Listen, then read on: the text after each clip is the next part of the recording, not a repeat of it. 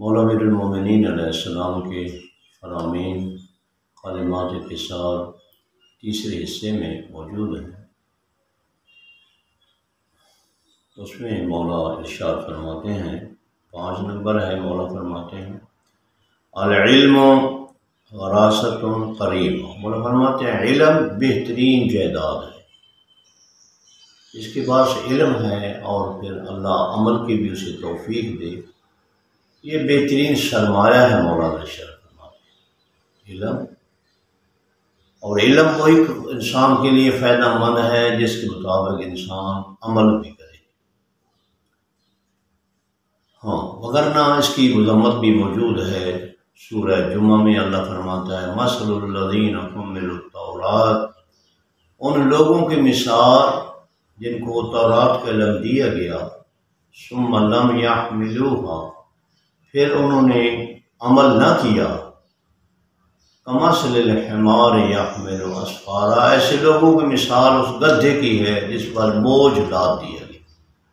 انسان کے بعد ڈگریاں ہوں، بہت بڑا عالم ہو، لیکن عمل نہ ہو، اپنے علم کے مطابق عمل نہ ہو، تو اس کی مثال ایسی جیسے کوئی درخت ہے جس پر کوئی پھل نہ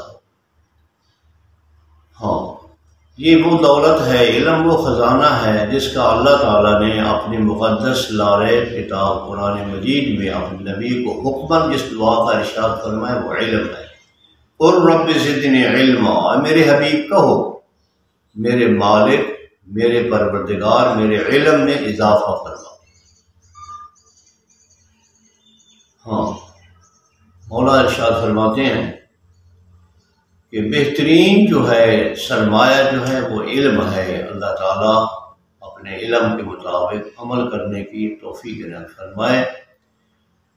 اور مولا امیر المومنین کا فرمان ہے رضینا قسمت الجبار فینا، ہم محمد و آل محمد اللہ کی تقسیم پر راضی ہیں۔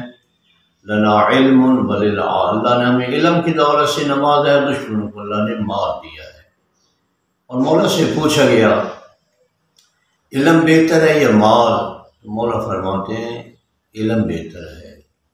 سائل نے سوال کیا مولا کس طرح بہتر ہے، اس کی دلیل ہونی چاہیے۔ مولا نے ارشاد فرمایا کہ علم جو ہے وہ تیری حفاظت کرتا ہے، جبکہ مال کی حفاظت تجھے کرنی پڑتی۔ پھر ایک سائل نے سوال کیا علم بہتر ہے یا مال؟ مولا نے ارشاد فرمایا علم بہتر ہے۔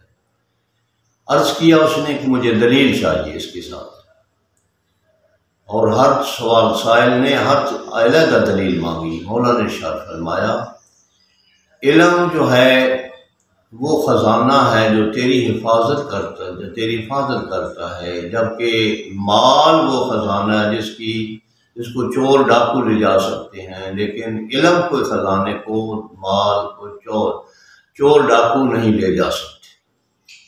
یہ بہت بڑی اللہ کی عطا ہے، بہت بڑی نوازش مہربانی ہے۔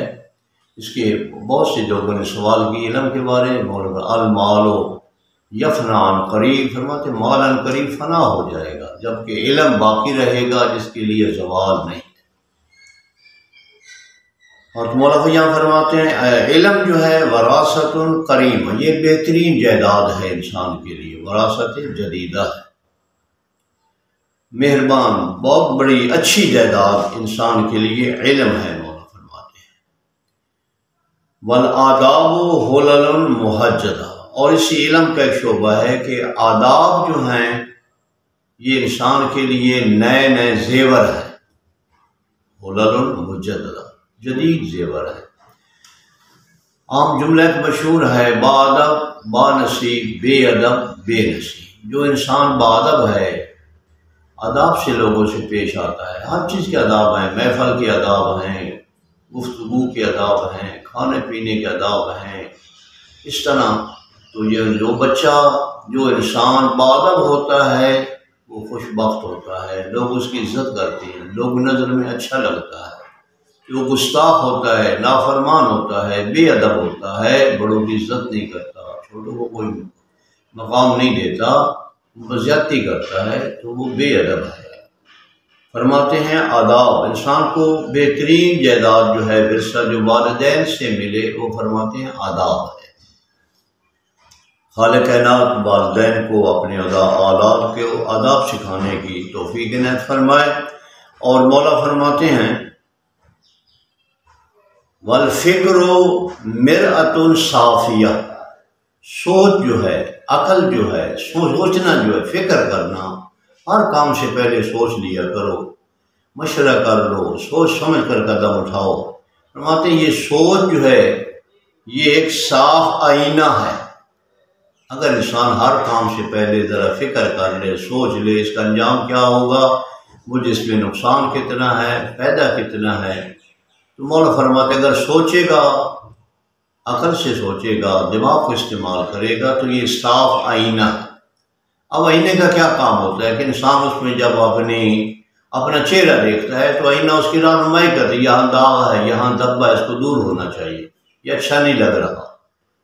اور ایک فرمان میں معصوم نے ارشاد فرمایا المومن، مومن کو مومن کا آئینہ ہونا چاہیے، ایک مومن دوسرے مومن کے لیے آئینہ بنے، یعنی اس کی رہنمائی کرے، کہیں وہ بھٹکا ہے، کہیں بھولا ہے، تو مومن کا مقام واجب ہے کہ اس بھائی کی گائیڈ کرے، رہنمائی کرے کہ یہاں آپ نے غلط فہمی ہوئی ہے، یہاں آپ نے اچھا نہیں کیا، یہ نہیں ہونا چاہیے۔ فرماتے ہیں وہ مومن کا آئینہ بننا چاہیے۔ اور یہاں مولا نے فرمایا سوچ جو ہے انسان کی، فکر جو ہے ہر کام سے پہلے، یہ صاف آئینے کی طرح۔ اگر ارشاد فرماتے ہیں وقال علیہ السلام، مولا ارشاد فرماتے ہیں صدر العاقل صدوق و سر رہی، مولا فرماتے ہیں عاقل کا جو سینہ ہے، سمجھدار آدمی کا، عقل مند آدمی کا جو سینہ ہے، مولا فرماتے ہیں صندوق و سر رہی، اس کے رازوں کا وہ صندوق ہے، وہ کسی کا راز فاش نہیں کرتا، اپنے راز فاش نہیں کرتا۔ اور راز کی حفاظت ایسے ہی ضروری ہے جیسے کہ امانت کی آپ حفاظت کرتے ہیں، جس طرح کسی کی امانت واپس نہ کرنا خیانت ہے، کسی کا راز بھی کسی اور کو بتا دینا، راز کی بات آپ سے کوئی مشورہ کرتا ہے اور اس کی راز کی بات ہے تو آپ دوسروں کو بتا دیتے ہیں تو یہ بھی خیانت ہے۔ مولا فرماتے ہیں عاقل وہ ہے جس کا سینہ جو ہے رازوں کا صندوق ہوتا ہے، صندوق یعنی وہ جس میں سونا چاندی ہیرے جواہرات محفوظ کیے جاتے ہیں، کوئی ادھر لے نہ جائے، پر یہ بھی راز ہو کہ اس کا صندوق ہے، اس کو کوئی ہلا نہیں سکتا، محفوظ کرتا ہے۔ آگے فرماتے ہیں والبشاشۃ حبالۃ المودۃ، دوسرا فرمان مولا فرماتے ہیں اس فرمان میں کہ خندہ پیشانی جو ہے، لوگوں سے خندہ پیشانی سے پیش آنا، اخلاق سے پیش آنا، مسکرا کر لوگوں سے ملنا، یہ مولا فرماتے ہیں دلی محبت کا جال ہے، دلی محبت کا پھندا ہے، لوگ اس میں اس کے دوست بن جاتے ہیں، اس کے ہمدرد بن جاتے ہیں۔ جہاں رام ہوتا ہے میٹھی زبان سے، نہیں کوئی لگتی اس میں دولت زیادہ، جملہ مشہور ہے، مولا فرماتے ہیں یہ خود خندہ پیشانی، یہ محبت، لوگوں کے اگر محبت حاصل کرنی ہے، دلی ہمدردی حاصل کرنی ہے تو وہ خندہ پیشانی سے لوگ اس کے گرویدہ ہوتے ہیں۔ اگر ارشاد فرماتے ہیں والاحتمال قبر العیوب، اور مولا فرماتے ہیں بردباری جو ہے، برداشت کرنا جو ہے، تحمل مزاجی جو ہے، یہ سے عیبوں کی یہ قبر بن جاتی ہے، جتنی کمزوریاں، جتنے عیب ہیں اس میں جسے قبر میں کوئی چیز چھپا دیتے ہیں، ایسے ہی انسان کی بردباری جو ہے، حوصلہ جو ہے، یہ لوگوں کے عیبوں کی قبر بن جاتی ہے۔ جس طرح فرمایا عقل مند آدمی کا سینہ رازوں کا وہ خزانہ ہے، اس طرح فرماتے ہیں بردباری جو ہے، برداشت کرنا جو ہے، جلد بازی سے کام نہ لینا، اور طاقت کے باوجود اللہ تعالیٰ کی یہ صفات میں ہے حلم، اللہ وہ قادر ہے جو سب کچھ کر سکتا ہے، اس کے باوجود وہ اپنی مخلوق کو مہلت دیتا ہے، فوراً انتقامی کارروائی نہیں فرماتا۔ اللہ تعالی محمد و آل محمد کے صدقے میں ہمیں مولا کے فرامین سمجھنے، سمجھ کر اس پر عمل کرنے کی توفیق عنایت فرمائے، اور محنت کوشش کرنے والوں کو اللہ اجر عظیم عطا فرمائے۔ وما علینا الا البلاغ۔